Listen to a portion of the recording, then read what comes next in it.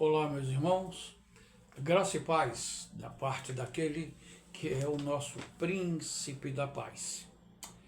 Eu estava pensando em colocar um cartaz na internet. Assim, procura-se verdadeiros adoradores com excelentes remunerações. Você se candidataria? Você seria forte candidato? Ou nem ia se interessar? Vou repetir a proposta.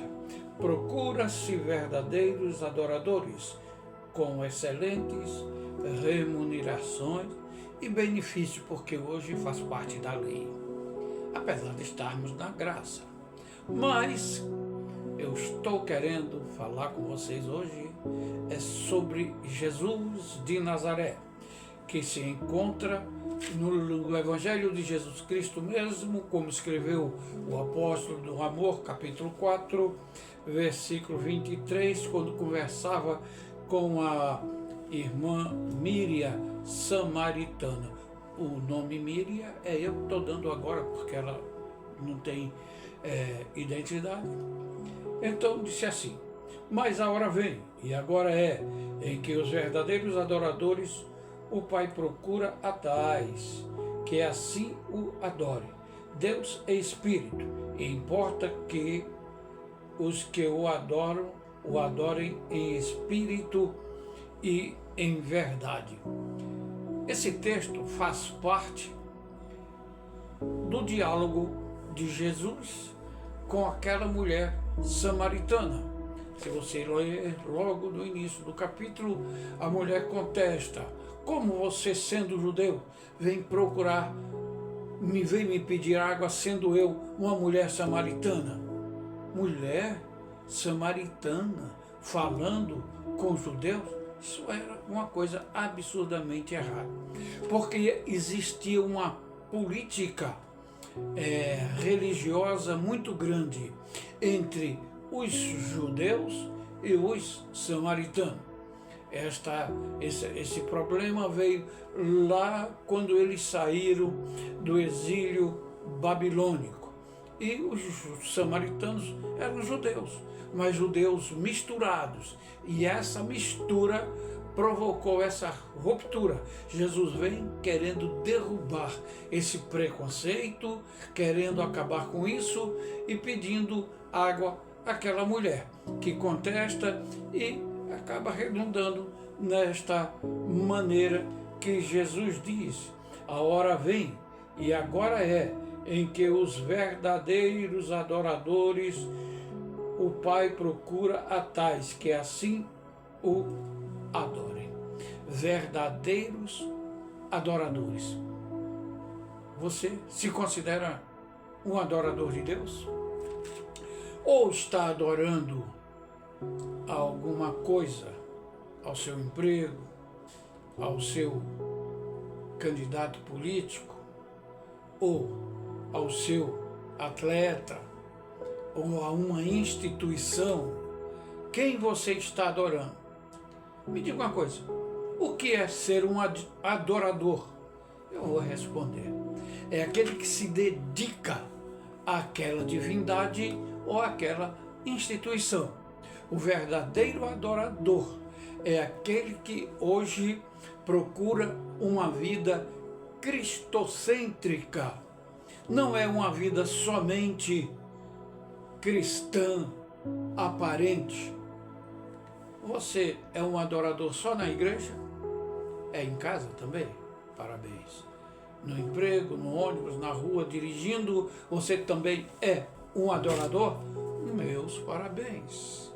Porque o verdadeiro adorador é aquele que não se limita em sua boa voz, nem fica se deliciando com uma boa voz, uma boa música, uma boa linha melódica, uma boa adaptação harmônica, uma boa execução. Isso não significa adoração. Até porque os louvores hoje na igreja, de um modo quase que geral, está mais para canções. sem um conteúdo de adoração. Muitas vezes até canções antropomórficas, valorizando mais o ser humano do que o Deus Todo-Poderoso e Criador.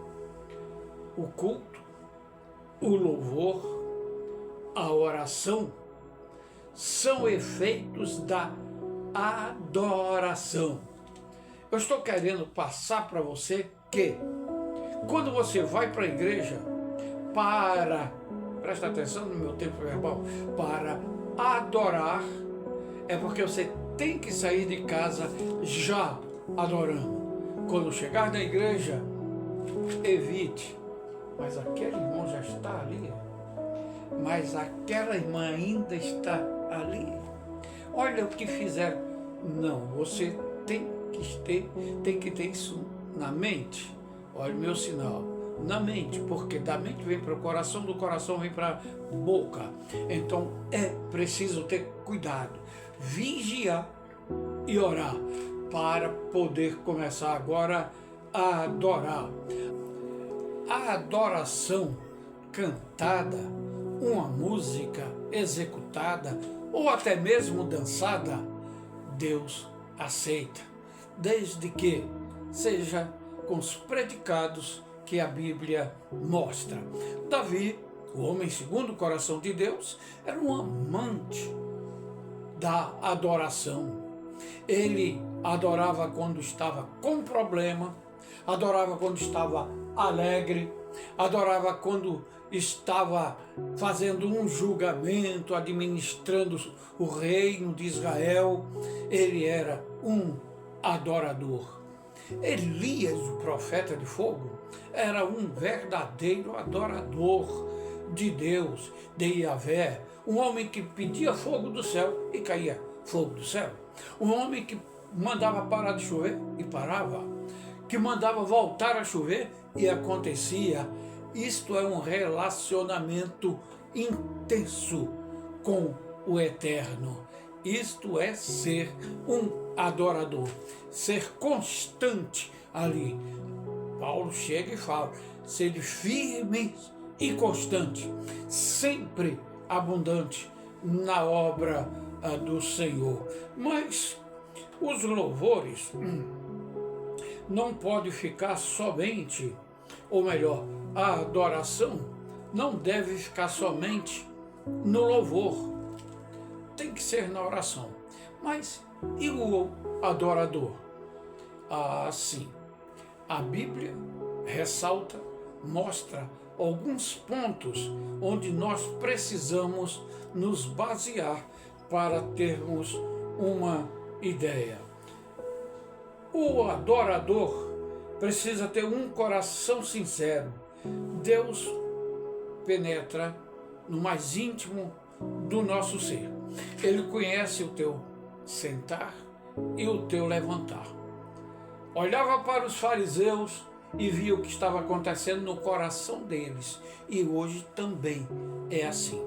Chegar na igreja com presunção, com orgulho, ou com vaidade, ou com rancor, com mágoa, raiz de amargura, é complicado oferecer sacrifício e adoração dessa maneira, porque o Senhor conhece o ser humano.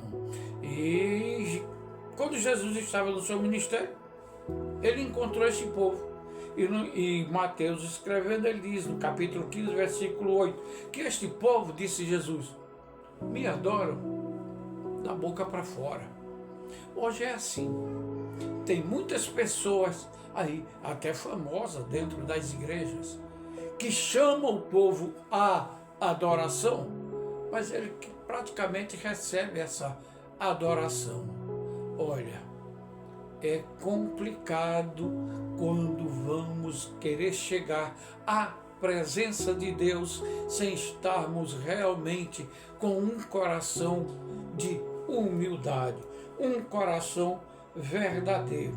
Mas para isso é preciso fé, porque sem fé é impossível agradar a Deus. Nesse momento, eu tenho fé no eterno de que o Senhor vai abençoar cada um de vocês, que se não se considera um verdadeiro adorador, Deus vai lapidar tua vida e você, se não é, passa a ser um verdadeiro adorador. Eu sei que agora alguém já disse assim, Nicodemos, para com isso, porque a gente enfrenta muitos problemas, somos humanos. É verdade. Você já viu quantos erros o homem segundo o coração de Deus cometeu? Muitos. No entanto, Deus está sempre pronto a perdoar aquele que se arrepende. É preciso sim ter fé na morte de Jesus na cruz do Calvário para perdoar os nossos pecados e nos habilitar.